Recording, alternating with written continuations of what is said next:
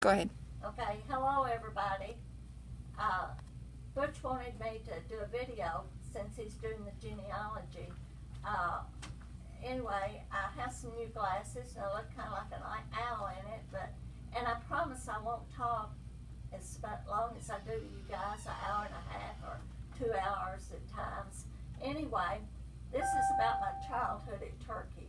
Here's a picture of my dad when he went to school in Bradabit. That's him there. That's his sister Midge with Lee, his other sister, his cousin Earl, and then here's my mom. She is there. She went to school in Tampico. My dad, he didn't like school that much. He dropped out when he was in the 7th grade. And they said that he never got to school until recess anyway. I don't know what he was doing, probably smoking, I don't know. But anyway, he had lots of friends and he had lots of personality and he loved to farm. He had that going for him.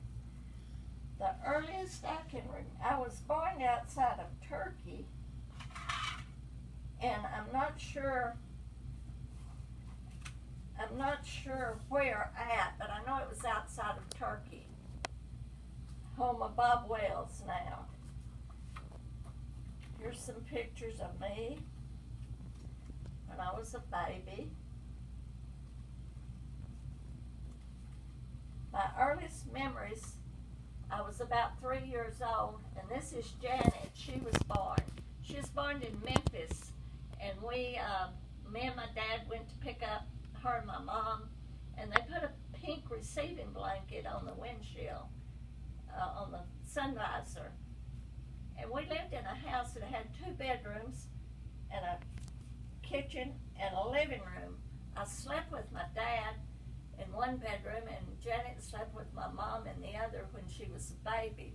My dad would tell me stories about the little red hen, and I'd say, oh, tell it again, and then I'd say, tell it again, and tell it again, and I didn't know, but he made a lot of it up. I didn't know it until I got old enough to read a book about the little red hen. It wasn't like what my dad told. Anyway, I started the 1st grade when we lived between the rivers. One day I came home and I told my mom, I said, I don't believe I'm going to go back to school. She said, why? And I said, well, I don't know anything. She said, well, that's why you're going.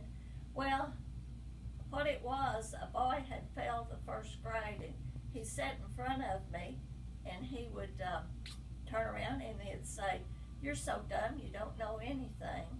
So anyway, if you know my mom, you know it didn't take her long to go up and talk to the teacher, and they moved him. And then later, they made 2 1st grades, and I went to the other 1st grade, and I was kind of small, and I didn't think anything about it, but the teacher had to put me in the smallest desk she could find, and still my feet dangled, and she put a brick under my feet to make me comfortable.